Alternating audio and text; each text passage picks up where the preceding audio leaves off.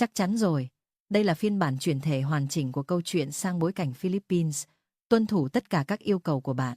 Mahal. Wag na. Wag kang bababa.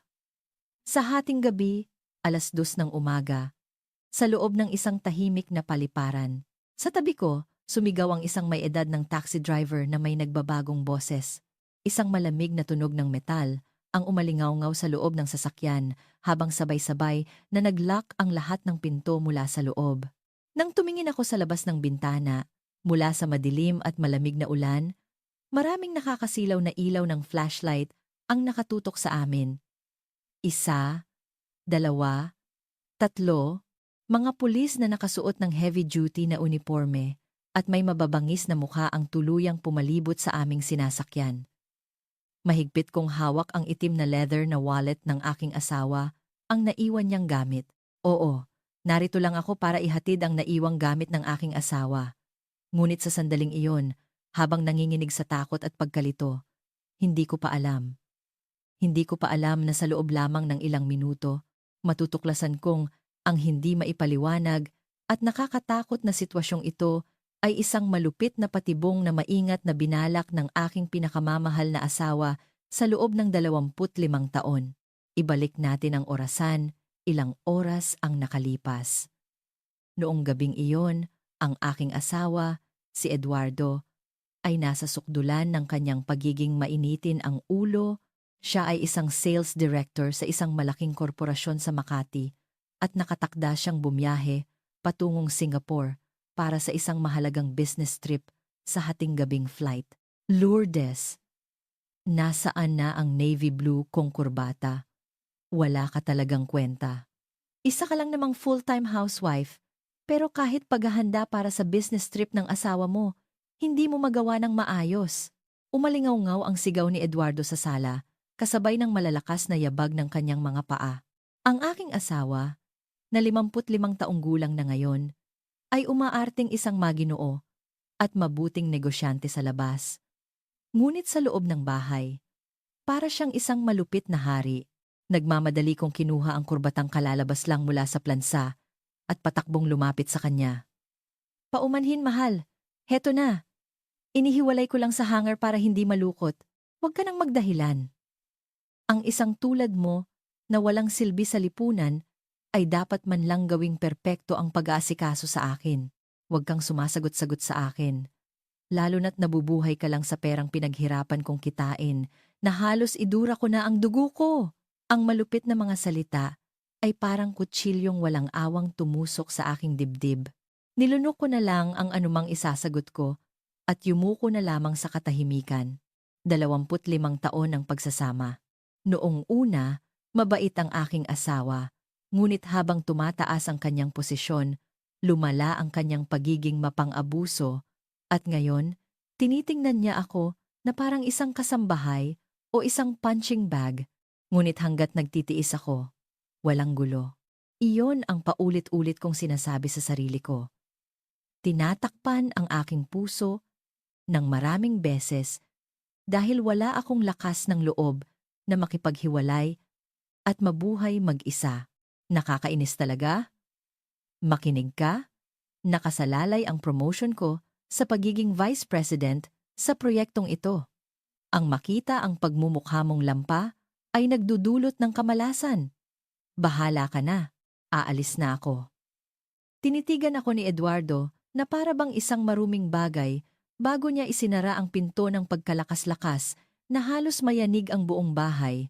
Sa katahimikan ng bahay, napabuntong hininga ako at dahan-dahang sinimulang ayusin ang mga kalat na iniwan niya sa sala. At habang nagva-vacuum ako malapit sa pasukan, may napansin ako. Isang pamilyar na itim na leather na bagay ang nakita ko sa gilid ng lalagyanan ng sapatos. Teka! Hindi ba't wallet ito ni Eduardo? Dali-dali ko itong pinulot. Nang suriin ko ang loob, nakita ko ang malaking halaga ng pera, maraming credit card, at higit sa lahat, ang isang espesyal na security card para sa trabaho na lagi niyang sinasabing hinding-hindi niya dapat ihiwalay sa kanyang katawan. Narinig ko na siya dati sa telepono, nakausap ang kanyang tauhan. Sinasabing, Hindi niya maa-access ang mahahalagang sistema sa kanyang destinasyon kung wala ito. Diyos ko, paano na to? Kung wala ito, malaking kapalpakan ang mangyayari sa trabaho ni Eduardo. Agad kong tinawagan ang kanyang cellphone. Ngunit ilang beses ko man subukan, isang malamig na boses mula sa automated na anunsyo ang sumasagot. The number you have dialed is either out of coverage area or is currently switched off. Tumingin ako sa orasan. Lampas na ng 11:06:30 ng gabi. Ang flight niya ay 2:06:30 ng madaling araw. Kung sasakay ako ng taxi ngayon, baka sakaling umabot ako bago siya sumakay ng eroplano. Baka magalit siya at sabihing, "Huwag akong makialam." Ngunit kailangan kong ihatid ito. Nagsuot ako ng manipis na jacket at dali-daling nag-book ng sasakyan gamit ang isang ride-hailing app. Sa isang sulok ng aking isipan, may isang maliit at hangal na pag-asa na baka sakaling bumuti ang tingin niya sa akin kung gagawa ako ng isang bagay para sa kanya. Ilang minuto ang lumipas, isang itim na pribadong taxi ang huminto sa harap ng aming bahay habang nagsisimulang umulan ng malamig. Sa Naya Terminal 3 po. Naiwan po kasi ng asawa ko ang gamit niya. Pakibilisan na lang po sana. Sabi ko sa driver habang humihingal pagkasakay ko sa upuan. Sige po ma'am, sagot ng driver. Ang nagmamaneho ay isang may edad ng lalaki na may halong puting buhok, maayos ang kanyang pananamit, ngunit mayroon siyang tahimik na aura at ang malalalim na guhit sa kanyang mukha ay tila nagpapahiwatig ng maraming taon ng pag-obserba sa iba't ibang uri ng tao na nagbibigay ng isang hindi maipaliwanag na bigat sa kanyang presensya. Ang taxi ay mabilis na tumakbo sa kahabaan ng SLEX sa hating gabi. Ang mga gulong nito ay humahampas sa basang kalsada. Kakaibang tahimik sa loob ng sasakyan. Mahigpit kong hinawakan ang makapal na wallet ng aking asawa at tinitigan ang mga dumadaang kulay kahel na ilaw sa labas na may dasal sa aking puso. Nang maramdaman kong may nakatingin, iniangat ko ang aking ulo at nagtama ang aming mga mata ng driver sa rearview mirror. Nagtangka siyang magsalita, ngunit dahan-dahan niyang isinara muli ang kanyang bibig. Ang kanyang matalas ngunit may bahid ng awa na tingin ay nagdulot ng kakaibang kaba sa aking dibdib. May problema po ba? Tanong ko. Hindi na matiis ang mabigat na katahimikan. Ginang. Nagsalita ang driver sa isang mababa at mabigat na boses. Sigurado po ba kayong simpleng naiwang gamit lang iyan ng asawa ninyo? Ha? Habang akma akong magtatanong pabalik, hindi ko maintindihan ang kanyang tanong. Biglang pumasok ang taxi sa isang madilim na departure lane ng airport at huminto ng biglaan. Kasabay ng malakas na tunog ng pagpreno. Ginang! Wag kang bababa! Lumingon ang driver at sumigaw na may nag-ibang boses. Click! Naglock ang lahat ng pinto. Mula sa labas ng bintana, 3 pulis ang mabilis na lumapit. Buksan ninyo! Pulis ito!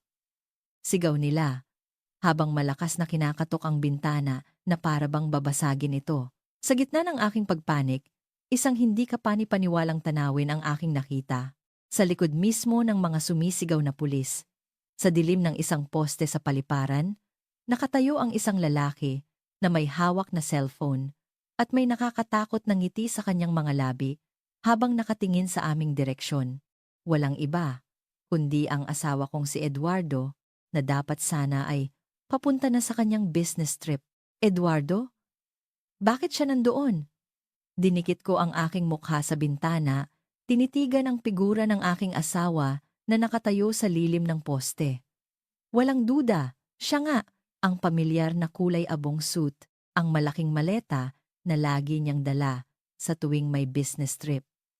Ngunit ang ekspresyon sa kanyang mukha ay lubos na naiiba sa nakita ko sa loob ng 25 taon.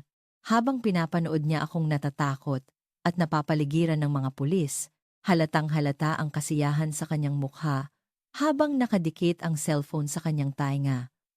Para bang nagagalak siya na lahat ay naaayon sa kanyang plano.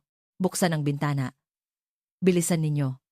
Isa sa mga pulis ang tinutukan ng flashlight ang aking mukha habang pinapalo ng batuta ang bintana.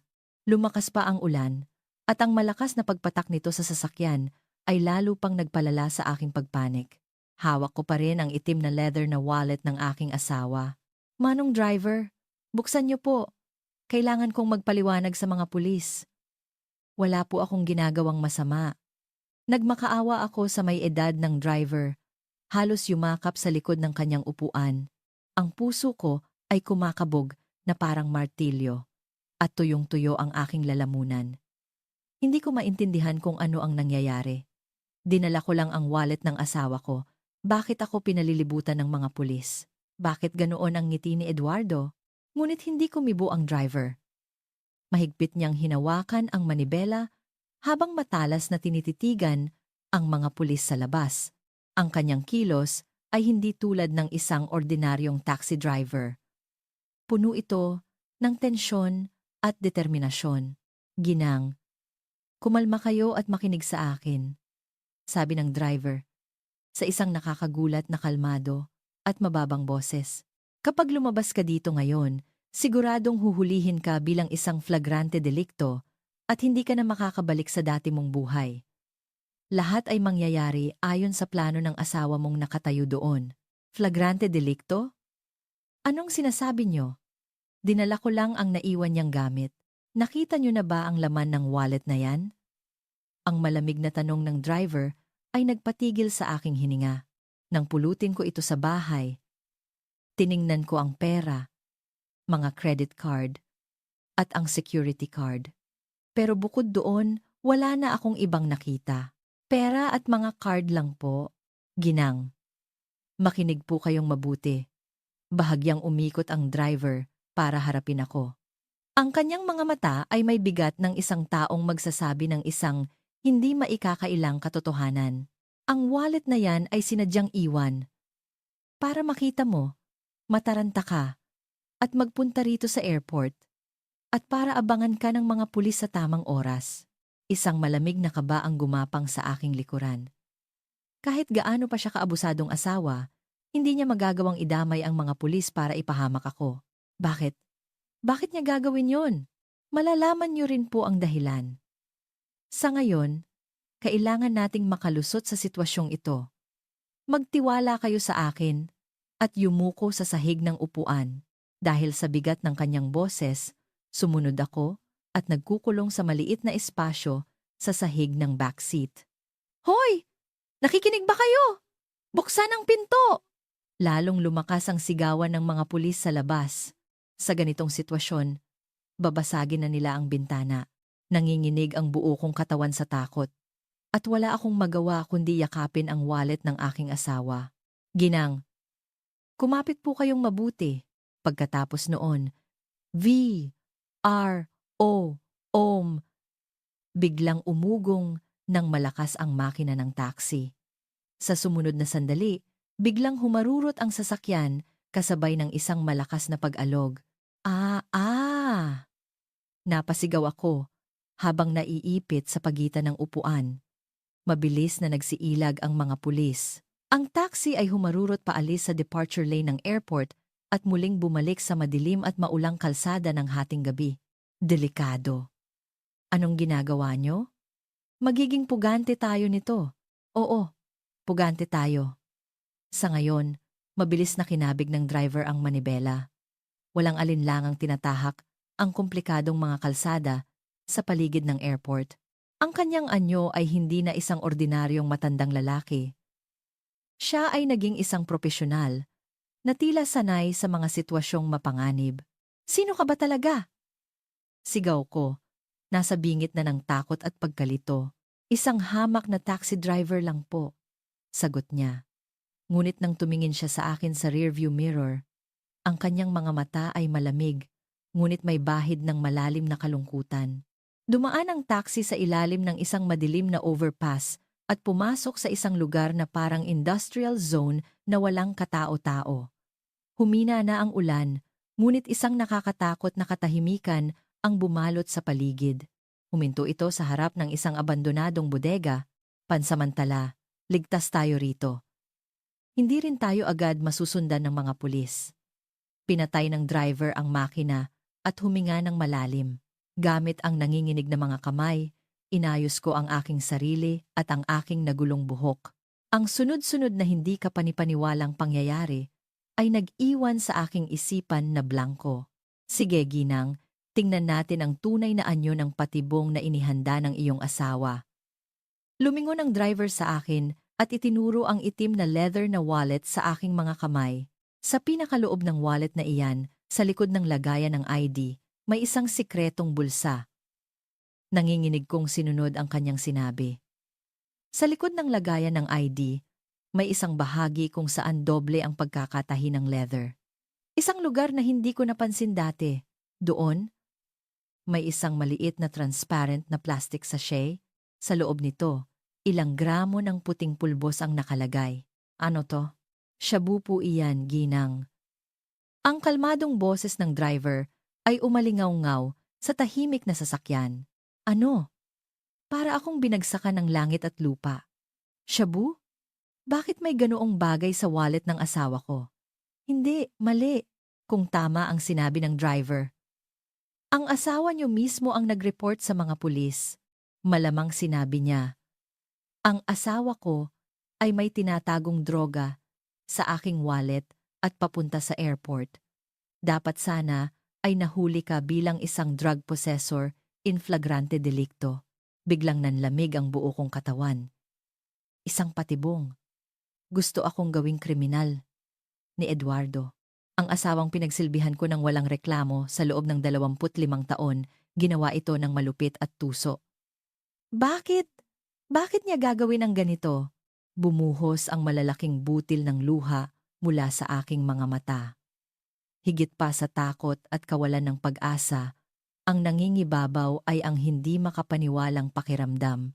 Isa lang po ang dahilan, sabi ng driver sa isang tahimik ngunit matatag na tono. Para wasakin ka sa lipunan at kunin ang lahat sayo. At may isa pang taong kasabwat dito. Isang taong kilalang kilala mo. Ginang. Napatingin ako sa kanya. Isa pang tao? Isang taong kilalang kilala ko? Sino? Inalis ng driver ang kanyang tingin sa rearview mirror at tumingin sa dilim sa labas habang dahan-dahan niyang binigkas ang pangalan. Ang nakababata mong kapatid! Si Isabel! Ang nakabibinging katahimikan ang bumalot sa loob ng sasakyan. Tanging ang walang awang pagpatak ng malamig na ulan sa bubong ng lumang bodega ang maririnig, isang malaki at nakakatakot na tunog sa gitna ng gabi.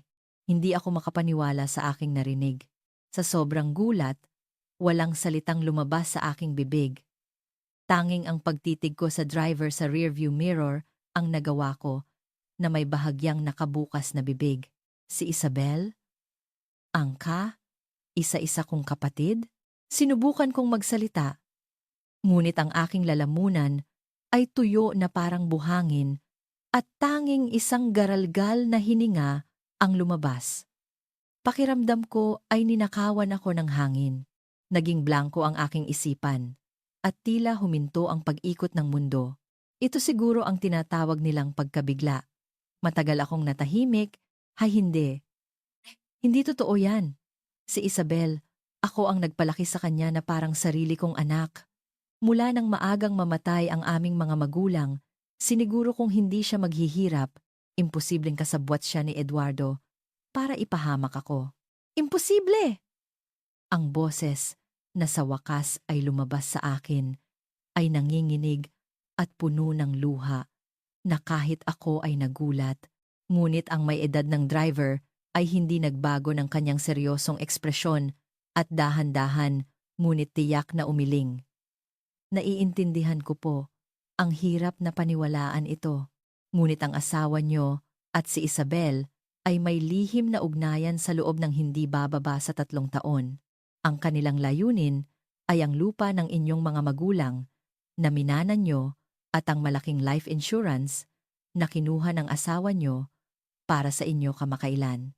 Ang masamang plano nila ay ipahuli ka sa salang pagdadala ng droga, sirain ang iyong pag-iisip, at kunin ang lahat, ang lupa ng aming pamilya at life insurance. Sa sandaling iyon, Isang matinis na tunog ng ringtone ang umalingaw-ngaw mula sa aking handbag. Nagulat ako at napatalon ang aking balikat. Tiningnan ko ang loob ng aking bag. Sa screen, ang pangalan ng aking asawa ay kumikislap kasama ng ilaw ng LCD. Si Eduardo.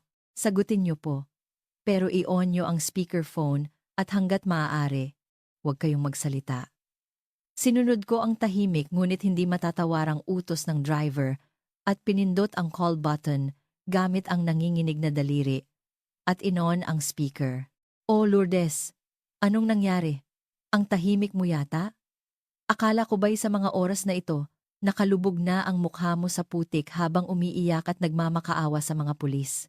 Ang boses na narinig ko mula sa kabilang linya ay hindi ang galit na boses na sumisigaw sa bahay. Ito ay isang boses na puno ng kasiyahan at nakakatakot na kasiglahan. Eduardo, bakit mo ginawa to? Hirap kong naibulong. Malakas na tumawa si Eduardo. Ano? Hindi pa nila kinukuha ang cellphone mo? Sige na nga. Para sa isang tulad mong basura sa lipunan at walang silbi na housewife, bagay na bagay sa'yo ang malamig at mabahong selda. Iyan ang parusa sa pagpapakasasa mo sa perang pinaghirapan ko. Habang buhay kang mabubuhay na may criminal record sa pagdadala ng droga, haharapin ang malamig na tingin ng lipunan habang gumagapang sa impyerno. Ang walang awang mga salita ng pangiinsulto ay malupit na umalingaw-ngaw mula sa speaker ng cellphone. Ang mga salitang nagmula sa bibig ng lalaking pinagsilbihan ko at inialay ang buong buhay ko sa loob ng 25 taon ay sapat na para durugin ang aking puso. Oo nga pala. May isa pa akong magandang balita para sa'yo. Hulaan mo kung sino ang kasama kong umiinom ng champagne ngayon? Mula sa kabilang linya, narinig ko ang mahinang tunog ng yelo sa baso at ang mahinang tawa ng isang batang babae. Pamilyar ang tawang iyon. Hindi, imposible akong magkamali. Ito ang boses ng isang miyembro ng pamilya na inalagaan at pinalaki ko. Ate, sorry ha. Matagal nang sa akin si Eduardo. Sabi niya, mas gusto niya ako na mas bata at mas matalino kaysa sa isang losyang na matandang tulad mo. Kukunin na rin namin ang titulo ng lupa ng pamilya natin, ha? Isabel? Hindi maaari. Mula sa aking mga mata, bumuhos ang luha na parang isang nasirang dam. Ang isang napakalupit at walang awang pahayag mula sa aking sariling kapatid. Ganoon na nga. Lilipad na kami ngayon papuntang Singapore para magtayo ng bagong kumpanya doon. Bukas, darating na rin siguro sa bahay ang demand letter para sa 10 milyong utang na ginawa namin gamit ang pangalan mo. Isang taong may criminal record at baon sa utang. Magpakasawa ka sa pag-iyak dyan. Itinulak sa bingit ng kawalan ng pag-asa na pahagulgol na ako. Nawala ang lahat. Ang asawang minahal ko, ang kapatid na pinalaki ko, at ang pag-asa para sa hinaharap. Wala na akong dahilan para mabuhay. Iyon ang naisip ko. Ngunit sa sandaling iyon, isang malaki at magaspang na kamay ang biglang umagaw sa aking cellphone. Ang driver. Ang daldal mo, Eduardo. Pero dito na nagtatapos ang marumi mong plano. Ang mababa at may bigat na boses ng driver ay umalingaw-ngaw sa madilim na sasakyan. Ang tawang parang baliw ni Eduardo sa kabilang linya ay biglang natigil. Sino ka? Pulis ka ba? Lourdes. Sino ang kasama mo? Ang taong pinakakinatatakutan mo sa buong mundo. Ngayong gabi, babayaran mo ang lahat ng ginawa mo. 25 taon na ang nakalipas. Imposible. Hindi maaari. Ikaw, noong panahong iyon, malinaw na narinig ko ang paghinga ni Eduardo na parang sinasakal sa kabilang linya. Ang kanyang kayabangan kanina ay tuluyang nawala. At halatang nanginginig na siya sa takot at pagkalito. Si Ginang Lourdes ay nasa pangangalaga ko na. Matulog ka ng mahimbing habang nanginginig sa takot. Walang awang pinutol ng driver ang tawag at marahas na inihagis ang cellphone sa dashboard. Manong, sino po ba talaga kayo? Tumingala ako. Ang mukha ko ay basang-basa ng luha at tinitigan siya na parang nagmamakaawa. Ang mga mata ng driver na lumingon sa akin ay matalas na parang isang agila na nag-aabang ng kanyang biktima sa dilim at nagliliyab sa malalim na galit. Paumanhin po at ngayon lang ako nagpakilala, Ginang. Ang pangalan ko po ay Ramon. Malalim at tahimik na sinabi ng may edad ng driver ang isang nakakagulat na katotohanan. Ako po ang lalaking tinangkang patayin ng inyong asawa, si Eduardo. 25 taon na ang nakalipas. Tinangkang patayin ni Eduardo? Kayo? Natulala ako habang nakatitig sa may edad ng driver na nagpakilalang si Ramon. 25 taon na. Ang nakalipas. Iyon ang panahon, nakakakasal pa lang namin ni Eduardo. Noong mga panahong iyon, isa pa lang siyang ordinaryong sales agent na nagtatrabaho ng walang kapaguran hanggang gabi. Na ang isang tulad niya ay magtatangkang pumatay ng tao? Hindi maproseso ng aking isipan ang tungkol sa aking nakaraan. Ikukuwento ko po lahat mamaya, sabi ni Ramon. Kinuha ang isang maliit at itim na voice recorder mula sa dashboard. Ginang, hindi niyo pa po lubos na nauunawaan ang tunay na pagkatao ng dalawang iyon. Ang audio na ipaparinig ko sa inyo ay mula sa isang device na inilagay ng isang kakilala kong pribadong investigador sa mamahaling hotel kung saan sila palihim na nagkikita. Paumanhin po kung masasaktan kayo sa malupit na katotohanan. Ngunit para makaganti tayo, kailangan niyong malaman ang lahat. Nang pindutin ni Ramon ang play button, isang napaka-personal at malinaw na pag-uusap ng isang lalaki at babae ang umalingaw-ngaw sa tahimik na sasakyan. Ang tunog ng mga baso ng alak na nag-uumpugan at ang malanding tawa ng aking kapatid, si Isabel. Hay, sana mawala na sa paningin ko ang losyang na yon. Si ate, dumadami na ang kulubot at puting buhok niya. Nakakahiya siyang kasama.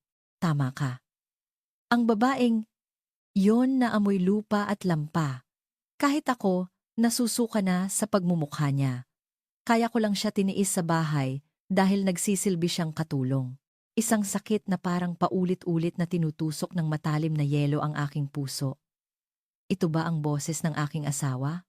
Ang asawang araw-araw kong pinag-aalala ang kalusugan at hinihintay na may mainit na lutong bahay na pagkain.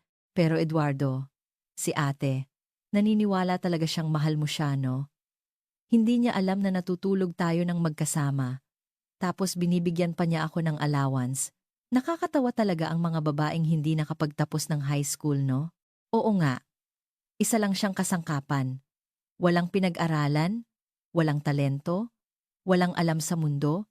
Kaya madali siyang nahulog sa patibong na tulad nito gamit ang droga. Mas madali pa siyang lokohin kaysa pumilantik ng daliri. Ang ulan ng mga mapanlait na salita ay walang awang bumuhos sa akin. Kapag nakulong si ate, ang 20 milyong utang na ginawa natin sa pangalan niya at ang lupa ng pamilya, lahat mapupunta sa atin, di ba? Ang sarap isipin na makikita kong umiiyak at nagmamakaawa ang nakakainis na babaeng yun. Oo. Mahal kong Isabel, magsisimula na tayo ng bagong buhay sa Singapore. Kalimutan na natin ang basurang babaeng yon at magpakasaya tayo. Kasabay ng isang malinaw na tunog ng halik, biglang naputol ang audio. Muling bumalot ang malalim na katahimikan sa sasakyan. Hindi ako makasigaw o magwala. Sa sobrang gulat, kahit ang luha ko ay natuyo na. Tanging isang napakalaking pakiramdam ng kawalan at kawalan ng pag-asa ang bumalot sa akin, na para bang unti-unti akong lumulubog sa ilalim ng madilim na karagatan. Isang malalim na katahimikan. Isang boses na hindi mailabas ang nanatili sa aking lalamunan. 25 taon. Ano nga ba ang silbi ng aking 25 taon? Ang mga araw na hindi ako bumili ng damit para sa sarili ko. Para lang maplansa ang mga suit ng aking asawa. Ang mga araw na nagtrabaho ako ng part-time para mabayaran ang tuition ng aking kapatid. Salamat sa iyo, Lourdes. Nakakapag-focus ako sa trabaho. Ate, salamat sa lahat. Ang mga ngiti ng dalawang iyon ay pawang malupit na maskara para lokohin ako. Habang nakayuko ako at nakatitig sa aking mga tuhod, tahimik na ibinalik ni Ramon ang voice recorder. Ginang. Ang mababa at malumanay na boses ni Ramon ay bahagyang yumanig sa aking nagyayelong puso. 25 taon. Tiniis niyo po ang lahat. Kayo po ang pinakamabait at marangal na taong nabuhay. Ngunit hindi na po kailangang maging biktima pa. Dahan-dahan kong inangat ang aking ulo. Sa loob ng aking pusong walang laman, isang patak ng itim na tinta ang tila pumatak. Hindi ito kalungkutan, hindi rin kawalan ng pag-asa. Ito ay isang tahimik, ngunit hindi mapapawing nag-aalab na apoy ng galit para sa 25 taon ng kasinungalingan at pang-iinsulto.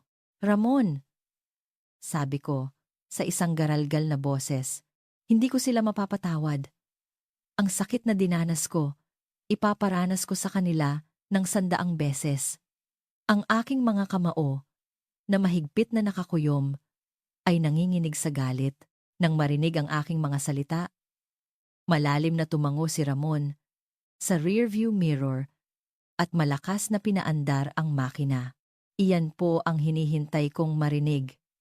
Sige, simulan na natin ang pagganti. Muling humarurot ang taxi patungo sa kadiliman ng maulang gabi. Saan po tayo pupunta? Sa isang lugar kung saan naghihintay ang isang malakas na kakampi. Sa katunayan, Ginang, kilalang-kilala niyo rin po siya. Isang taong pinakamalapit kay Eduardo, ngunit alam ang kanyang tunay na kulay at kinasusuklaman siya ng buong puso. Siya ang ating alas para sirain ang kalaban. Isang taong malapit kay Eduardo? Isang taong kilala ko? Sino kaya iyon? Habang ilang mukha ang sumagi sa aking isipan, bumilis ang takbo ng taxi patungo sa pusod ng Metro Manila sa hating gabi. Dumaan ang taxi sa sentro ng lungsod at palihim na pumasok sa isang eskinita na puno ng mga lumang gusali. Patuloy pa rin ang malakas na ulan at ang malabong ilaw mula sa mga poste ay sumasalamin sa mga lusak sa daan. Sa pangunguna ni Ramon, bumaba kami sa isang madilim na hagdanan at huminto sa harap ng isang mabigat na pinto ng bakal sa basement na walang anumang karatula. Pumasok na po kayo. Naghihintay na siya. Nang buksan ni Ramon ang mabigat na pinto, isang silid na walang bintana na parang isang lihim na opisina ang tumambad sa amin. Sa gitna ng silid, may isang mahabang mesa kung saan nakaupo ang isang binatang nakasuit na nakatalikod, abala sa kanyang laptop. Nang marinig niya ang aming mga yabag, dahan-dahan siyang lumingon. Hinihintay ko po kayo, Ma'am Lourdes. Nang makita ko ang kanyang mukha, para akong tinamaan ng kidlat at natigilan. Ma'am Marco, bakit ka nandito? Ang lalaking naroon ay si Marco, ang direktang tauhan ng aking asawang si Eduardo. Isa siyang seryosong binata na nasa unang bahagi ng kanyang 30s at dati ay madalas siyang kumain sa aming bahay. Kapag naghahain ako ng aking mga luto, lagi niyang sinasabi, "Ang kare-kare niyo po, Ma'am Lourdes. Ang pinakamasarap sa buong mundo." Habang masayang humihingi ng dagdag, "Naiintindihan ko po kung bakit kayo nagulat," sabi ni Marco habang tahimik na tumatayo at yumuyuko na may ekspresyong puno ng pait. 6 na buwan na po ang nakalipas, sinubukan akong idiin ni Director Eduardo sa lahat ng kanyang katiwalian at muntik na akong masisante sa kumpanya.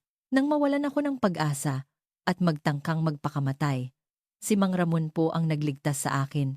Ang lalaking iyon ay isang demonyo na handang itapon sa impyerno ang kanyang mga tauhan, maging ang kanyang asawa para lamang sa kanyang sariling promosyon. Sa mga mata ng dating mahinahong si Marco, nagliliyab ang malalim na galit para kay Eduardo. Hindi ako makapaniwala na ganoon din pala kalupit ang aking asawa sa trabaho. Marco, mamaya na ang pagbati. Ano na ang sitwasyon? Tanong ni Ramon sa isang matalas na boses. Biglang naging seryoso ang ekspresyon ni Marco. Ma'am Lourdes, kumalma po kayo. Ang sitwasyon ay mas malala pa kaysa sa inaakala ninyo. Tuluyan na po kayong napaliligiran. Itinuro ni Marco ang screen ng kanyang laptop sa akin. Doon, isang hindi kapanipaniwalang breaking news ang ipinapakita. Babaeng may dalang droga tumakas sa airport. Pulis siya. Naghahanda na ng arrest warrant habang tinutugis ang sospek. Arrest warrant? Para sa akin? Hindi lang po iyan. Nagpadala na si Eduardo ng isang mass email sa bulletin board ng kumpanya at sa lahat ng aming mga kliyente. Tingnan niyo po ito. Itinuro ni Marco ang isang email na may pangalan ni Eduardo. Naglalaman ito ng isang nakakatakot na mensahe. Paumanhin po sa abala. Ang aking asawa ay nasangkot sa paggamit ng ilegal na droga at ninakaw din ang mga kumpidensyal na impormasyon ng kumpanya at ang aking wallet bago tumakas. Ang babaeng iyon ay isang hamak na hindi nakapagtapos ng high school. Isa siyang kahabag-habag na hangal na walang alam at nasangkot sa krimen. Pakiusap po, huwag kayong makipag-ugnayan sa baliw na babaeng iyon. Ang malupit at mapanlait na mga salita, ang aking complex tungkol sa hindi pagtatapos ng high school ay ipinaglantaran sa buong mundo sa ganitong paraan. Sa sobrang gulat, wala akong masabi. Nagsimulang umikot ang aking paningin at tila bibigay ang aking mga tuhod. Nawalan ako ng lakas kahit para sumagot. Kinagat ko na lang ang aking labi at nanatili sa malalim na katahimikan. Isang malamig na kawalan ng pag-asa ang gumapang mula sa aking mga paa. Ma'am Lourdes, magpakatatag po kayo, sabi ni Marco. Inaalalayan ang aking balikat habang ibinunyag ang isa pang malupit na katotohanan. Inimbestigahan ko na rin po ang tungkol sa 20 milyong utang. Hindi po sa bangko kinuha ang pera. Mula po ito sa isang mapanganib na loan shark sa underworld. Ginamit ni Eduardo at Isabel ang titulo ng lupa ng inyong pamilya at ang inyong selyo para gawin kayong garantor at makuha ang pera. Loan shark? Sa mga oras na ito, pinasok na po nila ang inyong bahay. Malamang binasag na nila ang mga bintana at ginulo ang buong bahay. Parehong pulis at loan sharks ang desperadong naghahanap sa inyo. Kayo po ang pinakadelikadong tao sa buong Pilipinas ngayon. Wala na akong matatakbuhan. Pinagtaksilan ng asawa at kapatid. Tinutugis ng lipunan bilang isang drug addict na pugante at hinahabol ng underworld para sa 20 milyong utang. Isang perpektong patibong. Ako ay isang kahabag-habag na daga na walang matatakasan. Ano bang ginawa ko? Ang mga salitang lumabas sa aking bibig ay nanginginig kasabay ng aking mga luha. Sa sandaling iyon, isang matinis na tunog ng alerto ang biglang umalingaw-ngaw mula sa laptop ni Marco. Ang mukha ni Marco na nakatingin sa screen ay biglang namutla. Mama Samato, Mang Ramon, Ma'am Lourdes. Si Eduardo, naglagay pala siya ng isang maliit na GPS tracker sa wallet na sinadya niyang iwan. Ano? Nagbago ang kulay ng mukha ni Ramon at bigla niyang inagaw ang wallet ng aking asawa mula sa akin. Sa isang tupi ng leather, may isang itim na chip na kasing laki ng butil ng bigas. Ang mga sasakyan ng pulis at ng mga loan shark, mabilis na papalapit sa building na ito. Malapit na sila. Kasabay ng sigaw ni Marco, narinig namin ang malakas na tunog ng maraming sasakyan na biglang nagpreno sa labas ng gusali. Hoy! Dito sa basement, huwag niyong patakasin. Ang malalakas na yabag ng maraming tao ay umalingaw-ngaw habang bumababa sila sa hagdanan. Buksan niyo! Sisirain namin to! Bang! Bang! Bang! Ang mabigat na pinto ng bakal ay walang tigil na pinupukpok mula sa labas. Hanggang dito na lang ba? Umatras si Marco na may mukhang puno ng kawalan ng pag-asa. Pinigilan ko ang aking hininga at tinakpan ang aking bibig ng nanginginig na mga kamay. Pulis o loan shark? Alinman sa kanila, kapag nabuksan ang pinto, tapos na ang buhay ko. Habang nakatitig sa nanginginig na pinto, tuluyan na akong napaluhod. Bang! Crack! Boom! Ang mabigat na pinto ng bakal ay bumukas papasok kasabay ng isang nakabibinging ingay. Sa gitna ng alikabok, sunod-sunod na pumasok sa basement ang mga matitipunong lalaki na nakasuot ng itim na suit. Hawak nila ang mga metal na tubo at baseball bat. Ayan ka lang pala? Sigaw ng isang binatang may blonding buhok sa unahan. Itinuturo ako habang tumatawa ng malaswa. Hoy! Ito ba yung babaeng may utang na 20 milyon at nagtatago? Kawawang matandang hindi nakapagtapos ng high school, iniwan pa ng asawa. Hoy, matanda! Kahit ibenta pa namin lahat ng laman loob mo, hindi pa yan aabot sa interes ng utang mo. Ang walang awang mga pang-iinsulto ay ibinato sa akin. Tigilan niyo yan! Huwag niyong sasaktan si Ma'am Lourdes! Hinarang ako ni Marco. Ngunit sinipa siya ng lalaking may blonding buhok at napahandusay sa sahig. Tumahimik ka. Sumama ka ng maayos. Inabot ng lalaki ang aking buhok. Ngunit hindi ako kumibo. Hindi nanginginig. Hindi umiiyak. Tinititigan ko lang ang malamig na semento ng sahig. Nahuhulog sa malalim na katahimikan. May isang bagay na pumutok sa loob ng aking isipan. Ang pakiramdam na ang makapal at mabigat na tanikala na gumapos sa akin sa loob ng 25 taon ay gumuho. Anong problema nito? Hindi makapagsalita sa takot? Pang-aasar ng lalaki. Sa sandaling iyon, isang mabigat na yabag ang narinig mula sa likuran ng grupo. Hoy! Huwag mong sirain ang kalakal. Ang lumabas ay isang lalaking malahigante na may malaking peklat sa mukha. Siya marahil ang boss ng grupo ng mga loan shark. Humithit siya ng tabako habang minamaliit ako. Hoy, matanda, itaas mo ang mukha mo. Dahan-dahan kong inangat ang aking ulo. At tinitigan ko ng diretso ang mukha ng boss. Ang aking mga mata ay hindi na mga mata ng isang kahabag-habag na asawang takot. Nagliliyab ito ng isang malamig at matalas na liwanag na kayang tumupok ng lahat.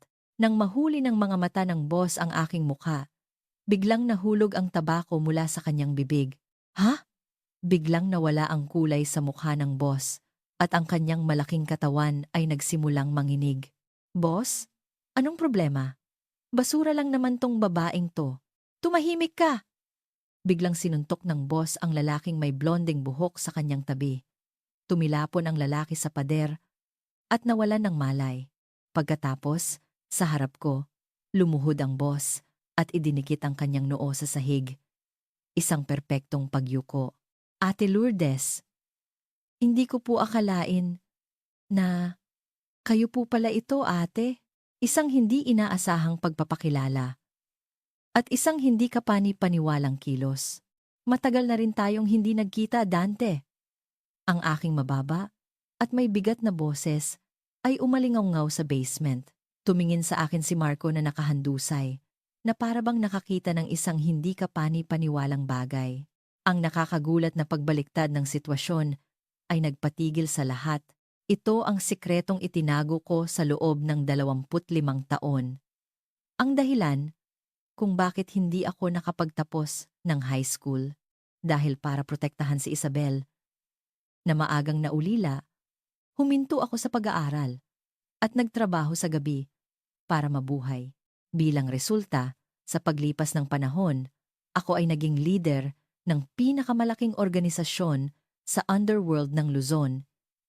Isang alamat na kinatatakutan. Ang lalaking nanginginig sa harap ko, si Dante, ay isa lamang sa mga utusan ko noon. Ngunit para mabigyan si Isabel ng normal na buhay at magkaroon ng isang ordinaryong pamilya, binuwag ko ang organisasyon. 25 taon na ang nakalipas at ibinaon ang aking nakaraan. Nagpakasal ako kay Eduardo, at kahit paulit-ulit niya akong ininsulto dahil sa aking pinag-aralan, tiniis ko ang lahat para sa aking minamahal na pamilya. Isinuot ko ang maskara ng isang walang kakayahang asawa. Paumanhin po, ate. Hindi namin alam na ang utang na dala ng lalaking si Eduardo ay sa inyo pala. Patawarin niyo po kami sa aming kapanghasan. Huwag niyo po sana kaming patayin. Nagmamakaawa ang malaking lalaki. Tumutulo ang luha at sipon. Dahan-dahan akong tumayo at minasdan si Dante. Dante, sa ngayon, palalampasin ko ang ginawa ninyo. Pero kailangan ninyong bumawi. Opo ate, anumang ipag-utos ninyo, gagawin namin. Ang buong organisasyon namin ay magiging paa at kamay ninyo. Pinulot ko ang GPS tracker mula sa wallet ng aking asawa at dinurog ito gamit ang takong ng aking sapatos. Pagkatapos ay lumingon ako kina Ramon at Marco. Ramon, Marco, pasensya na kung itinago ko ito sa inyo. Hindi po, ngumiti si Ramon. Inaabangan ko na ang sandaling malaman ni Eduardo kung gaano katinding panganib ang kanyang kinalaban. Isang bagay sa loob ng aking puso ang tuluyang nanlamig. Eduardo at Isabel. Niyurakan ninyo ang 25 taon ng aking pagmamahal at sakripisyo. Kung gayon, ipaparanas ko sa inyo ang impyernong dating kinabuhayan ko. Dante, tipunin mo lahat ng bata mo. At saka, kinuha ko ang aking cellphone at tinawagan ang isang numero. Pagkatapos ng ilang ring, sumagot ang nasa kabilang linya. Ako to. Matagal na rin tayong hindi nag-usap. Napasinghap ang nasa kabilang linya. Nagbago ang plano. Huwag ninyong paalisin sa airport ang taong sasabihin ko. Oo, kayo na ang bahala. Ang taong tinawagan ko ay ang taong pinaniniwalaan ni Eduardo na kanyang pinakamalakas na kakampi. Ang taong may absolutong kapangyarihan sa likod ng paliparan. Vievu. Mga pulis, dumating na sila.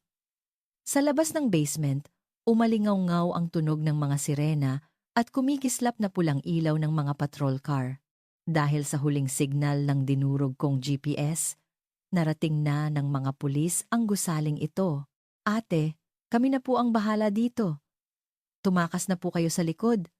Nagmamadaling sinabi ni Dante. Akmang magbibigay ng utos sa kanyang mga tauhan, ngunit dahan-dahan akong umiling. Hindi ako tatakas. Mas maganda nga ito.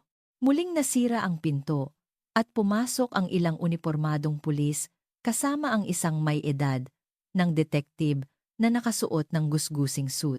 Huwag kayong kikilos. Pulis ito. Ang detective sa unahan, si Sarmiento, ay tiningnan ako na parang isang maruming daga. Siya ay kasabwat sa kumpanya ni Eduardo, isang korap na pulis na tumatanggap ng malaking suhol para maging bahagi ng patibong na ito. Ayan ka lang pala, ang kahabag-habag na matandang pugante dahil sa droga. Napapaligiran pa ng mga loan shark. Kaawa-awa ka talaga. Sa kakarampot mong utak, hindi mo naisip kung paano makakatakas, no? Lumapit si Sarmiento sa akin habang tumatawa ng masama. Kawawa naman ang asawa mo. 25 taon niyang pinakain ang isang basurang babae na walang pinag-aralan at dignidad. Tapos, gagamit ka pa ng droga. Wala kang halina bilang babae. Isang basura sa lipunan. Isa kang parasitiko na walang karapatang mabuhay. Sumama ka na ng maayos. Ang walang awang mga pang-iinsulto ay umalingaw-ngaw sa malamig na basement. Ngunit, hindi ako sumagot. Tinitigan ko lang siya ng diretso sa mata ng isang tingin na malamig na parang yelo at may hindi masukat na lalim na natili sa katahimikan. Nakakatakot na babae. Walang pagsisisi ano? Marahas na ipinosas ni Sarmiento ang aking mga kamay. Sige na. Tapos na rin naman ang buhay mo sa labas. Tingnan mo to. Ipinakita ni Sarmiento ang screen ng kanyang cellphone na may pagmamalaki. Sa sobrang gulat, napigilan ko ang aking hininga. Sa screen, nakita ko sina Eduardo at Isabel sa VIP lounge ng airport. Nagla-livestream pala sila sa YouTube. Ang bilang ng mga nanonood ay umabot na sa 10,000. Mga kababayan, sana po ay mapatawad ninyo ang aking hangal na asawa. Umiiyak si Eduardo sa screen. Perpektong ginagampanan ang papel ng isang biktima. Pinagtaksilan niya ako, ibinenta ang mga sikreto ng kumpanya, at gumamit pa ng iligal na droga. Gumawa rin siya ng 1-2 milyong utang gamit ang pangalan ng kanyang kapatid na si Isabel at ngayon ay nagtatago. Nasasaktan po ako. Sa tabi niya, si Isabel ay nagkukunwaring nagpupunas ng luha. Viral na yan. Ang mukha at pangalan mo, kumakalat na sa internet bilang isang masamang babae at binabatikos ka ng lahat. Tapos na ang buhay mo, sabi ni Sarmiento. Ito pala ang buong plano ni Eduardo. Pulis, loan sharks, at opinyon ng publiko. Wasakin ako mula sa lahat ng direksyon at tuluyang patayin sa lipunan. Isang napakalupit na paraan na hindi ako bibigyan ng pagkakataong magpaliwanag. Ang sitwasyon ay lumaki na sa isang pambansang sakuna. Mas malala pa sa aking inaakala. Ramon, Marco. Bulong ko sa dalawang nasa likuran ko habang dinadala ako ng mga pulis. Bago pa sila makasakay sa eroplano, tatapusin ko na ang lahat. Tahimik silang tumango, na parang mga hayop na nag-aabang sa dilim. Sige, sakay na. Dadalhin ka namin sa presinto sa airport. Gusto ka raw makita ng asawa mo bago siya umalis. Handa ka na sa huling sermon niya, di ba? Tinulak ako ni Sarmiento papasok sa likod ng patrol car. Habang umaandar ang sirena, mabilis na tinahak ng patrol car ang skyway pabalik sa NAIA. Nakaposas, katabi ang isang nang-aasar na korap na pulis. Sa paningin ng lahat, ako ay nasa isang sitwasyong walang kawala. Ngunit ang aking puso ay kakaibang kalmado. Eduardo, Isabel. Nagkamali kayo ng isang malaking pagkakamali. At iyon ay ang pagpapabalik ninyo sa akin sa airport. Nang pumasok ang patrol car sa compound ng airport, biglang pinatay ng batang pulis na nagmamaneho ang sirena at ang mga ilaw. Bigla siyang lumihis mula sa ruta papuntang presinto at pumasok sa isang restricted underground service road na para lamang sa mga VIP. Hoy! Anong ginagawa mo? Hindi ito ang daan! Saan mo kami dadalhin? Galit na sigaw ni Sarmiento. Ngunit hindi lumingon ang batang pulis. Nang biglang huminto ang sasakyan sa isang madilim na underground parking. Ilang lalaking nakaitim na suit ang biglang lumabas mula sa dilim at pinalibutan ang patrol car. Sino kayo? Pulis ito! Nagpanik si Sarmiento. Bumukas ang pinto ng driver's seat at lumabas ang batang pulis. Dahan-dahan niyang inalis ang kanyang sombrero at tiningnan si Sarmiento sa bintana. Ikaw. Napasigaw si Sarmiento na parang nakakita ng multo. Bahagya akong ngumiti at inilagay ang aking mga nakaposas na kamay sa aking mga tuhod. Salamat sa pagsundo. Siya ang taong inutusan ko mula sa basement kanina, ang absolutong pinuno ng underworld sa loob ng napakalaking airport na ito. Ang kurtina para sa aking pinakamatindi at walang awang pagganti ay malapit ng magbukas. Sino kayo? Alam niyo ba kung sino ako? Isa akong pulis. Ang duwag na sigaw ni Sarmiento ay walang saysay na umalingaw-ngaw sa malamig na semento ng underground parking. Ang batang pulis na bumaba mula sa driver's seat ay marahas na binuksan ang pinto ng backseat.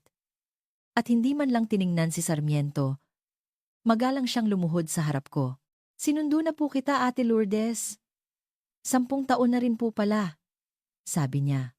Nang iangat niya ang kanyang mukha, isang lalaking nasa kalagitnaan ng 30s na may seryosong mukha ang nakita ko. Siya si Angelo. Ang may kontrol sa lahat ng logistics, security, at underworld dealings sa buong NAIA. Noong siya ay isang ulilang palaboy. Ako ang kumupkop sa kanya at nagturo kung paano mabuhay sa underworld. Angelo, malaki ka na, sabi ko. Pakitanggal na itong nakakainis na posas. Kinuha ni Angelo ang susi at inalis ang posas sa aking mga kamay. Nang marinig ang tunog ng metal, pakiramdam ko ay tuluyan na akong nakalaya sa 25 taon ng pagkabilanggo. Ate, nagbibiro ba kayo? Isa lang siyang basurang babae na hindi nakapagtapos ng high school. Isang kawawang matandang iniwan ng asawa. Sigaw ni Sarmiento, hindi pa rin maintindihan ang sitwasyon. Dahan-dahan akong bumaba sa patrol car at minasdan si Sarmiento. Walang salita. Tanging isang tingin na malamig na parang yelo at kasing lalim ng kadiliman dahil sa aking nakakatakot na presensya. Biglang namutla si Sarmiento at napasandal sa upuan. Isang mainit na likido ang dumaloy mula sa kanyang pagitan dahil sa hindi maipaliwanag na takot. Sarmiento, di ba? Ipapasa ko na sa'yo, Angelo, ang pagdidisiplina sa kanya. Alamin mo kung magkano ang tinanggap niyang suhol kay Eduardo para ipagkanulo ako. Tumango si Angelo. At ang mga lalaking nakaitim na suit ay kinaladkad si Sarmiento paalis. Ate, pasensya na po sa paghihintay, sabi ni Angelo. Isa pang itim na sasakyan ang dumating. Bumaba sina Ramon at Marco. Nakalusot din sila sa mga pulis gamit ang sasakyan ng grupo ni Dante. Lahat na tayo nandito. Angelo, kumusta ang sitwasyon? Lahat po ay ayon sa inyong utos, ate. Ang VIP lounge, kung nasaan sina Eduardo at Isabel, ay tuluyan na naming na-isolate. Ibinigay ni Angelo sa akin ang isang tablet. Doon, nakita ko pa rin sina Eduardo at Isabel na umiiyak at umaarting biktima sa kanilang YouTube livestream. Mga kababayan, sana po ay patawarin ninyo ang aking asawa. Gusto ko lang po siyang pagbayaran ang kanyang mga kasalanan. Ang mga komento ng simpatya ay dumadaloy na parang talon, at ang mga manonood ay umabot na sa 100,000. Ang buong Pilipinas sa internet ay tinuturing akong isang masamang babae at sila naman ay mga kawawang biktima. Akala ni Eduardo ay siya na ang panalo dahil nasa panig niya ang opinyon ng publiko. Sabi ni Marco na may galit. Pagkatapos ng stream na ito, sasakay na sila agad sa flight papuntang Singapore. Singapore, ha? Malamig akong tumawa. Angelo? Ang eroplanong dapat nilang sakyan ay naproseso na.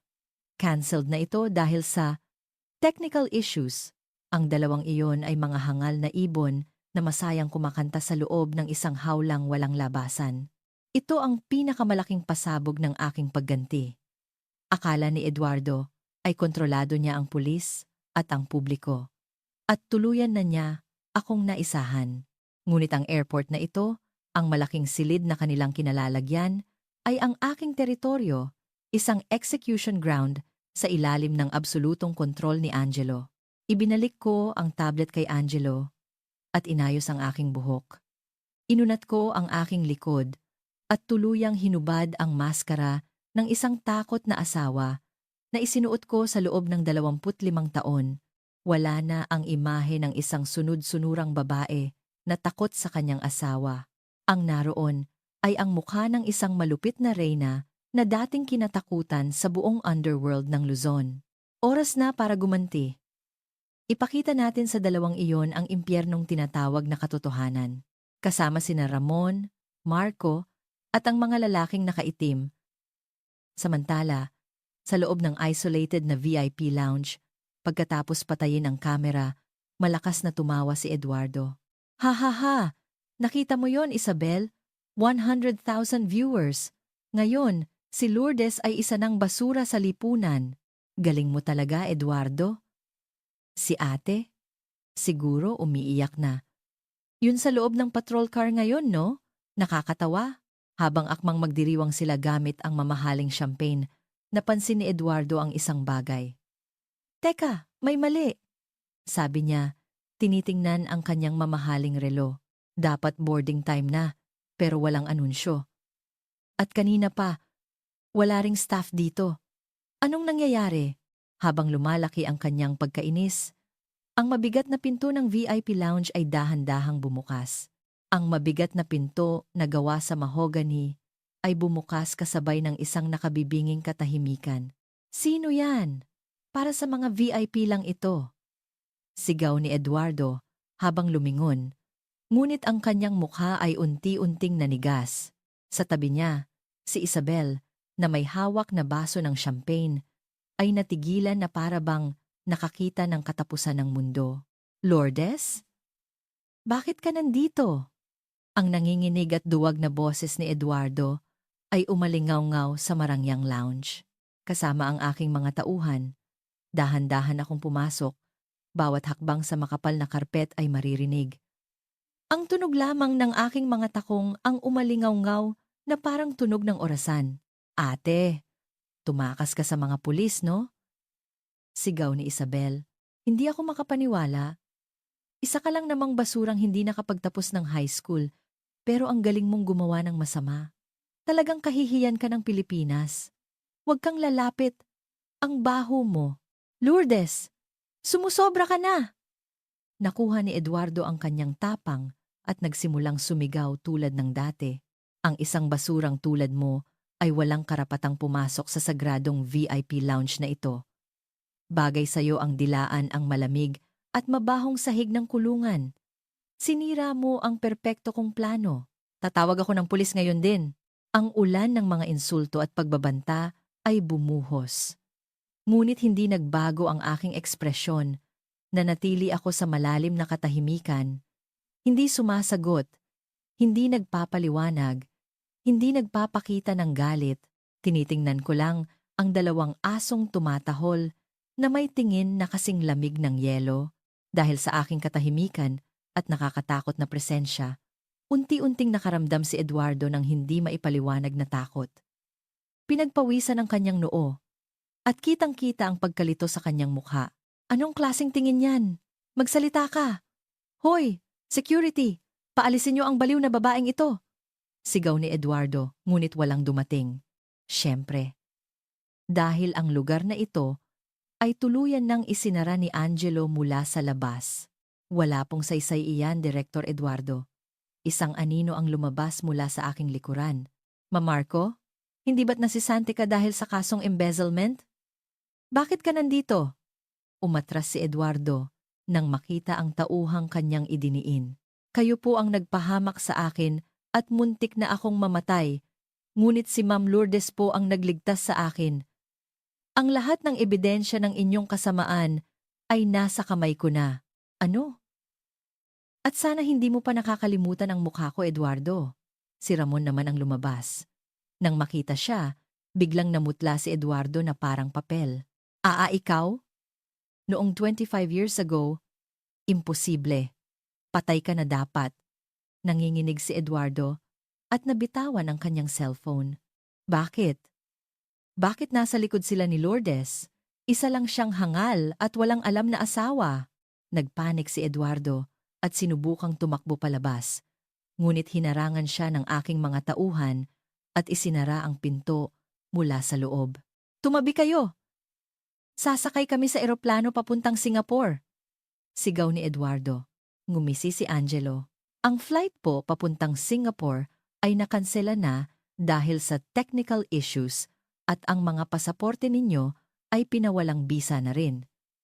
Hindi na kayo makakalabas sa airport na ito. Pasaporte? Pinawalang bisa? Imposible! Hindi magagawa yan ng isang taxi driver at isang sinesanteng empleyado. Tuluyang nawala sa sarili si Eduardo at tinitigan ako ng nanlilisik na mga mata. Lourdes? Anong maruming paraan ang ginamit mo para upahan sila? Paano ka nakatakas sa mga pulis? Eduardo, paano na to? Ayokong makulong. Darating ang mga loan shark. Natanto na rin ni Isabel ang panganib at yumakap sa braso ni Eduardo habang umiiyak. Huminga ako ng malalim. At sa wakas, ay nagsalita. Ang iingay ninyong mga aso. Ang aking mababa at malupit na boses ay nagpatigil sa kanila. Eduardo, mukhang hindi mo pa alam kung sino ang kinakausap mo. Ibubunyag ko ngayon ang pinakamalaki mong kasalanan. 25 taon na ang nakalipas. Ramon, tumango si Ramon at inihagis ang isang lumang litrato sa paanan ni Eduardo. Nang makita ito, napasigaw si Eduardo at napaupo sa sahig. Ito ang ebidensya ng kanyang nakakatakot na nakaraan na pilit niyang itinatago. Sa lumang litrato, makikita si Ramon na duguan at nakahandusay sa isang madilim na bodega at sa tabi niya ay isang batang Eduardo na may hawak na tubo at may ngiting parang demonyo. Hindi. Ang litratong yan. Sinigurado kong nasira na yan. Nanginginig si Eduardo. Ang litratong yan sirado. Nanginginig si Eduardo. Nakuha ko yan mula sa bodega na sinunog mo. Sabi ni Ramon. 25 taon na ang nakalipas. Ninakaw mo ang 50 milyon mula sa kumpanya at ipinasa sa akin na iyong boss noon ang lahat ng kasalanan. Pagkatapos, pinatay mo ako at itinapon sa dagat. Akala mo patay na ako at ginamit mo ang maruming perang iyon para makuha ang posisyon mo ngayon. Nanginginig ang mga ngipin ni Eduardo, hindi makapagsalita. Teka lang, wala na akong pakialam sa nakaraan. Biglang sumigaw si Isabel. Kahit anong ginawa ni Eduardo noon, isa siyang elite ngayon. Iba ang mundo niya sa isang basurang tulad mo na hindi nakapagtapos ng high school. Huwag kang magastang magaling dahil lang kasama mo ang isang taxi driver at isang sinesanteng empleyado. Basura ka ng lipunan. Umalingaw-ngaw ang sigaw ni Isabel. Ngunit hindi ako sumagot. Tinitigan ko lang ang aking kapatid na parang baliw na may mga matang walang emosyon. Dahil sa aking nakakatakot na katahimikan, unti-unting humina ang sigaw ni Isabel dahil sa takot. Isabel, naisip mo ba kung bakit hindi ako nakapagtapos ng high school? Ang aking mababang boses ay bumasag sa katahimikan. Nang mamatay ang ating mga magulang, iniwan nila tayo ng malaking utang para buhayin ka na isang bata pa noon. At mapag-aral, huminto ako sa pag-aaral, ngunit hindi sapat ang ordinaryong trabaho. Kaya, para mabuhay, pumasok ako sa underworld. Underworld? Tumawa si Eduardo na parang baliw. Isang basurang babae, naglalaro ng gangster-gangsteran? Huwag mo akong patawanin. Ingatan mo ang iyong pananalita, hayop ka. Sumigaw si Angelo, na nakasuot pa rin ng uniforme ng pulis. Ngunit ang kanyang boses ay parang sa isang tunay na gangster. Natigilan sina Eduardo at Isabel. Gangster-gangsteran? Huwag kang magpatawa. Alam mo ba kung sino ang kinakausap mo? Yumuko si Angelo sa akin at tinitigan sila ng masama. Ang taong ito ay ang nag-iisang nagtayo ng pinakamalaking sindikato sa buong Luzon. Ang alamat na kinatakutan ng mga pulis at politiko. Si Ate Lourdes, ang rosas na pula, napatanga sina Eduardo at Isabel. Ang alamat? Ang reyna ng underworld? Ang babaeng araw-araw na nagpaplansa ng kanyang suit at bumibili ng mga promo items sa supermarket? Ang babaeng minamaliit nila bilang isang basurang hindi nakapagtapos?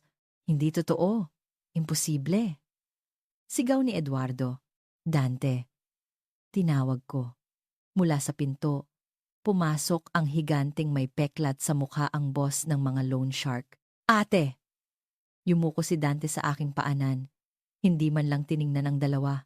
Eduardo, ang kapal ng mukha mong lokohin kami para gamitin laban kay Ate Lourdes. Muntik na kaming ilibing sa Manila Bay dahil sa'yo. Nang makita ito, tuluyang nawala ang kulay sa mukha ni na Eduardo at Isabel. Maging ang mga tao sa underworld na kanilang inasahan ay mga aso lamang sa aking harapan. Naiintindihan mo na ba, Isabel?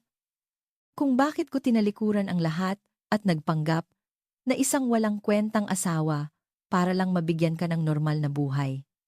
Lumapit ako sa kanila, pero tapos na ang lahat. Ang lahat ng tinangka ninyong kunin sa akin. Ibabalik ko ng may interes. Sumenyas ako at pinalibutan sila ng aking mga tauhan, pero ang paghihiganti ko ay hindi kasing simple ng karahasan. Eduardo, Isabel, ipaparanas ko sa inyo ang isang entertainment na mas masahol pa sa kamatayan. Nang sabihin ko ito, biglang bumukas ang malaking monitor sa pader ng lounge at isang nakakagulat na video ang ipinakita. Sa malaking monitor sa pader ng VIP lounge, isang video mula sa isang madilim na kwarto ng hotel ang biglang lumabas. Hahaha. Eduardo, yung losyang nakalbong yon, isang malaking wallet lang yon, no? Ang boses na umalingaw-ngaw ay walang iba kundi ang malanding boses ni Isabel. Sa screen, si Isabel ay nakayakap sa dibdib ng isang binatang mukhang model sa kama ng isang mamahaling hotel habang tumatawa ng malaswa. Kapag nakuha na ni Eduardo ang insurance at ang titulo ng lupa, paiinumin ko ng pampatulog ang hangal na yon sa Singapore at tatakasan ko dala ang lahat ng pera. Sa tingin mo ba, mamahalin ko talaga ang uugod-ugod na yon? Imposible. Nanigas ang hangin sa lounge.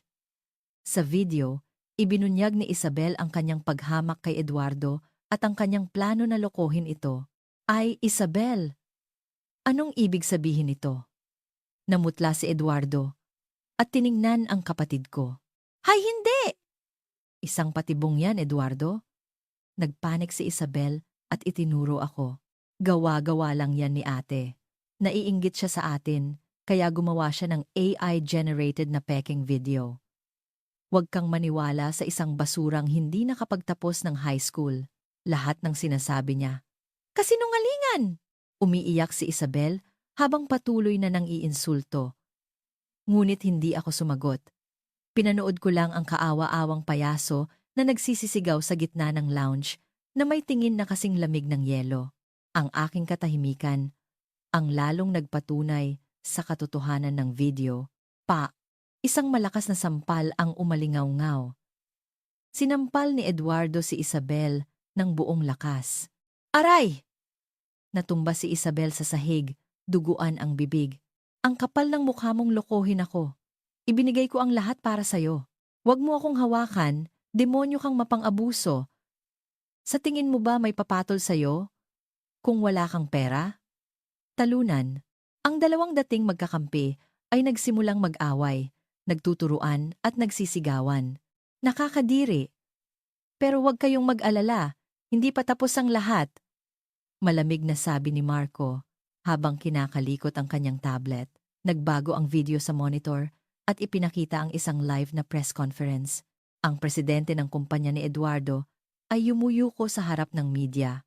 Ang aming sales director, si Eduardo, ay napatunayang nagnakaw ng pondo ng kumpanya sa loob ng maraming taon. Ang kabuuang halaga ay umaabot sa daan-daang milyong piso. Sinisante na namin siya at nagsampa na ng kasong kriminal. Ano? Presidente? Imposible! Napaupo si Eduardo sa sahig. At ang mga investor na dapat mong makikita sa Singapore. Nagbago ulit ang monitor. Mga dayuhang investor sana, ngunit nagsalita sila sa Filipino. Eduardo, isa kang malaking tanga. Hindi kami mga investor.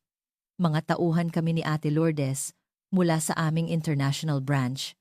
Ang lahat ng pera mo at ninakaw mo, nailipat na namin sa aming mga account.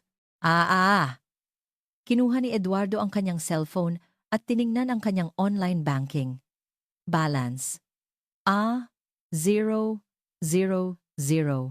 Ang lahat ng pinaghirapan niya sa loob ng 25 taon ay naging zero. Nawalan ng kumpanya, pera, at babae. Napahandusay si Eduardo sa sahig. Umuungol na parang isang hayop. Ngayon, wala na kayong alas. Malamig kong sabi. Ngunit hindi pa tapos ang aking paghihiganti. Mayroon pa silang isang malaking katotohanan na dapat malaman. Sa sandaling iyon, bumukas ang pinto ng VIP lounge. Isang binatang hindi kilala ang pumasok. Hindi, kilala ko siya. Siya ang binatang kasama ni Isabel sa video. Ikaw? Bakit ka nandito? Sigaw ni Isabel. Ngunit hindi siya pinansin ng binata. Lumapit sa akin at yumuko ng magalang. Tapos na po ang trabaho, Ate Lourdes. Nakuha ko na po ang ebidensya. Salamat, Leo. Ang bagay na iyon, heto po, dahil sa pagpapakita ng isang hindi inaasahang tao at ang katotohanang maging ang lalaking minamahal niya ay isa palang tauhan ko, si Isabel ay halos himatayin na. Ibinigay ni Leo sa akin ang isang lumang medical certificate. Eduardo, sabi ko, ito ang pinakamalaking katotohanan na hindi mo nalaman sa loob ng 25 taon. Baka ikamatay mo ito sa gulat. Isang hindi pa nararanasang takot ang gumuhit sa mukha ni Eduardo. Ano yang maruming papel na yan? Gawa-gawa lang yan ng utak mong hindi nakapagtapos, di ba? At saka, wala kang karapatang humusga sa akin. Isang babaeng baog na hindi man lang makapag-anak. Sigaw ni Eduardo. Hindi ako kumibo. Tinitingnan lang ang kaawa-awang lalaki sa harap ko. Eduardo, wala ka talagang alam. Naaalala mo ba? 5 years ago? Isang buwan pagkatapos nating ikasal? Bigla kang bumagsak at naospital? Akala mo simpleng ulcer lang yon, di ba? Oo, pero gumaling ako dahil sa lakas ko. Hindi. Ang totoong diagnosis sa'yo ay malubhang cardiomyopathy at complete azoospermia. Baog ka, Eduardo. Ha? Ako? Imposible. Hindi tayo nagkaanak dahil depektibo ka. Nakasulat dito ang pangalan mo. Sa loob ng 25 taon, sinisisi mo ako sa isang bagay na ikaw pala ang may problema. At ang sakit mo sa puso, terminal na noon.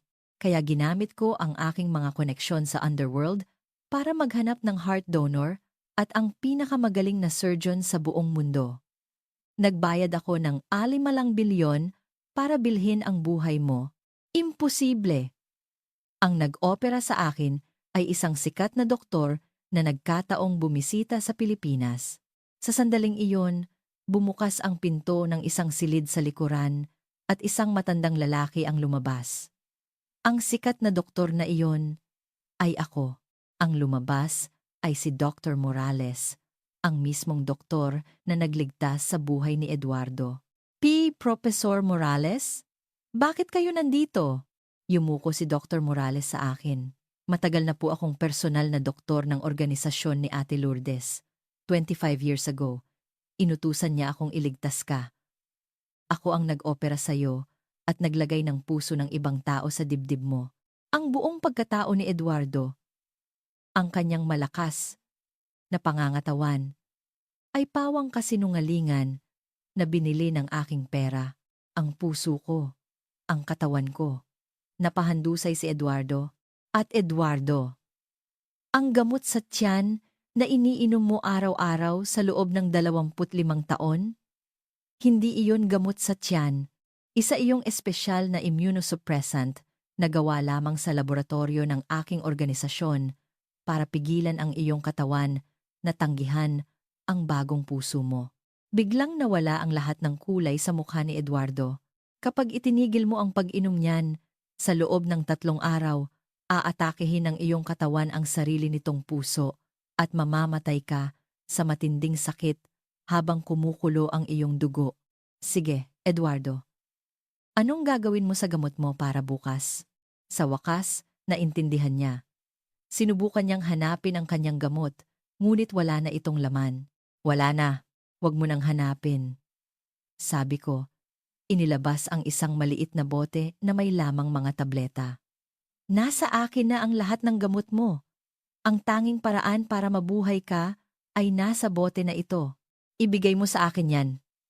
Sinubukan niya akong sugurin, ngunit pinigilan siya ng aking mga tauhan. Bitiwan niyo ako, isa akong sales director. Ate, lumapit si Isabel, umiiyak. Patawarin mo ako, ate. Pinilit lang ako ng halimaw na yan. Sabi niya, papatayin ka niya kung hindi ko siya susundin. Ginawa ko lang yon para protektahan ka. Huwag kang magsinungaling, sigaw ni Eduardo. Ikaw ang nagplano ng lahat. Nag-away sila na parang mga hayop sa sahig. Ngunit wala na akong maramdamang galit. Isang nakakaawang, palabas na lang ang lahat, tumahimik kayo. Ang aking malamig na boses ay nagpatigil sa kanila. Umupo ako sa isang marangyang sofa. Marco, ang mga dokumento. Ibinigay ni Marco sa akin ang isang makapal na folder. Inihagis ko ito sa harap nila. Eduardo, ang utang mo sa kumpanya at sa loan shark, ikaw ang magbabayad ng lahat. Pumirma ka sa kasulatang ito. At isang divorce paper. Walang makukuha sa akin. At lahat ng ari-arian mo, isasanla mo sa akin. Pumirma ka. Imposible. Magiging alipin ako habang buhay. Kinalog ko ang bote ng gamot. Kung hindi ka pipirma, sige. Pero sa loob ng 3 araw, patay ka na. Ang takot sa kamatayan ang tuluyang sumira sa kanya. Patawad, Lourdes! Ate Lourdes! Kasalanan ko ang lahat. Isa akong basura. Pakiusap. Ang gamot. Lumuhod siya. Hinahalikan ang aking sapatos habang umiiyak at naglalaway. Kung gayon, pumirma ka. Nanginginig niyang pinirmahan ang lahat ng dokumento. Pagkatapos, Humingi siya ng gamot. Sige, heto na, sabi ko. Inihulog ang isang tableta sa sahig. Dinilaan niya ito mula sa sahig na parang aso. Pero tandaan mo, isang tableta lang yan para ngayon. Ang daan-daang milyong utang mo, babayaran mo sa pamamagitan ng pagtatrabaho sa isang lugar na pag-aari ng aking organisasyon. Makakatanggap ka lang ng isang tableta bawat araw kung matatapos mo ang iyong quota. Nawala ang liwanag sa kanyang mga mata. Hindi! Mamamatay ako sa hirap. Huwag kang mag-alala. May mga doktor doon. Sisiguraduhin naming hindi ka mamamatay ng madali. Papagtrabahuhin ka namin hanggang sa iyong huling hininga, tulad ng ginawa mo sa akin sa loob ng 25 taon. Ayoko. Tulong. Dalhin niyo na siya. Utos ko. Kinaladkad siya ni Dante at ng kanyang mga tauhan palabas, habang siya ay sumisigaw na parang isang baboy. Si Isabel naman ay nanginginig sa takot. Ate, hindi naman ako pumirma, di ba? Inosente ako. Tayo lang ang magkapatid. Isabel, ang alim, 20 milyong utang. Sa grupo ni Dante kinuha, di ba? At si Dante, tauhan ko. Ibig sabihin, ako na ang may-ari ng utang mo. At lahat ng perang ninakaw mo sa akin, ang upa sa kondo mo, mga branded na gamit, sisingilin ko lahat na may interes. Siguro, mga 50 milyon lahat-lahat. 50 milyon? Imposible. Posible, ngumiti ako. Isabel, ipagmamalaki mo ang iyong ganda, di ba? Sa isang espesyal na club ng aking organisasyon sa ibang bansa, maraming kliyente na may kakaibang gusto. Doon ka magtatrabaho, mula sa paglilinis ng sahig hanggang sa pag-entertain ng mga kliyente, habang buhay, hanggang sa maging kulubot ang maganda mong mukha. Hindi. Ayoko. Ate, patawad. Tulong. Lumuhod siya. Umiiyak. Ngunit wala na akong awa. Leo, dalhin mo na siya. Kinaladkad din siya palabas, habang ang kanyang mga sigaw ay unti-unting humihina.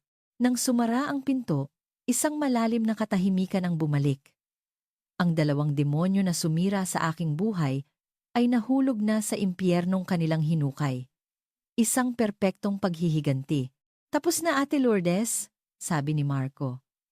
Lahat sila ay nakahinga ng maluwag. Oo, ang tagal din, sabi ko, lumapit sa bintana. Sumisikat na ang araw. Ang madilim na gabi ng aking buhay ay tapos na. Ate Lourdes, mayroon po akong dapat ibigay sa inyo, sabi ni Ramon sa likuran ko. Inabot niya ang isang lumang sulat. Mula po ito sa tunay ninyong pamilya na matagal nyo nang hindi nakikita. Matagal na po nila kayong hinahanap. Napatigil ako. Sa sobre, nakasulat ang pangalan. Adela, Lola. Buhay pa siya? Opo, ang lola ninyo sa panig ng inyong ina.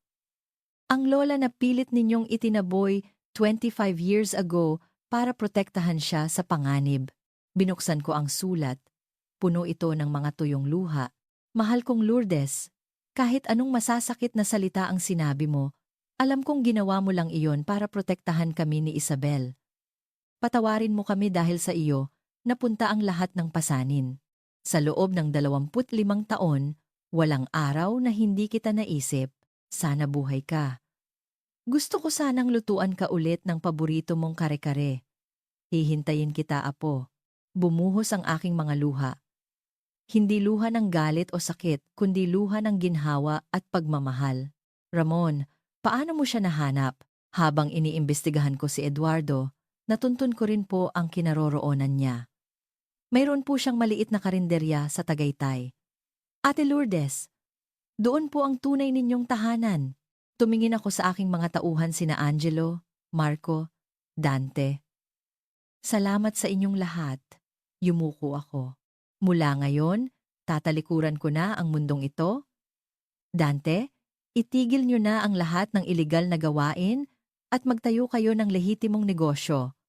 Marco, ikaw ang mamahala. Opo ate, galingan po namin. Umiiyak si Marco. Ang sikat ng araw ay nagniningning na sa runway ng Naya. Tapos na ang mahaba at madilim na gabi ng aking buhay. Ilang buwan ang lumipas. Welcome po. Ay, Mang Tonyo. Yung dati pa rin po ba? Oh, Lourdes. Ang ganda ng ngiti mo ngayon ah. Lalo akong ginaganahan kumain kapag nakikita kita. Sa isang maliit na karinderya sa gitna ng luntiang kabundukan ng Tagaytay. Ang buhay sa marangyang kondo at ang masasakit na salita ng aking dating asawa ay parang isang malayong panaginip na lang. Lourdes, luto na ang kare-kare. Tikman mo, apo, sabi ni Lola mula sa kusina. Opo, Lola. Tinikman ko ang isang kutsara. Ang matamis at malinamnam na lasa na kinalakihan ko ay bumalot sa aking bibig. Napakasarap po, Lola, si Eduardo. Malamang ay nagdurusa pa rin sa ilalim ng lupa, nagbabayad ng utang na hindi matatapos. Si Isabel naman, ginagamit ang kanyang ganda sa isang malayong lugar. Iyon ang kinahinatnan ng kanilang kasakiman. Ngunit, wala na akong galit. Ang aking puso ay kasing payapa ng bughaw na langit. Sige, magtatrabaho na ulit ako. Lumabas ako at huminga ng malalim. Ang sariwang hangin ng bundok ay marahang humaplos sa aking pisngi. Isang basurang hindi nakapagtapos ng high school. Isang buhay na puno ng dugo at putik. Ngunit kahit malayo ang narating, sa wakas, natagpuan ko na ang tunay na kaligayahan.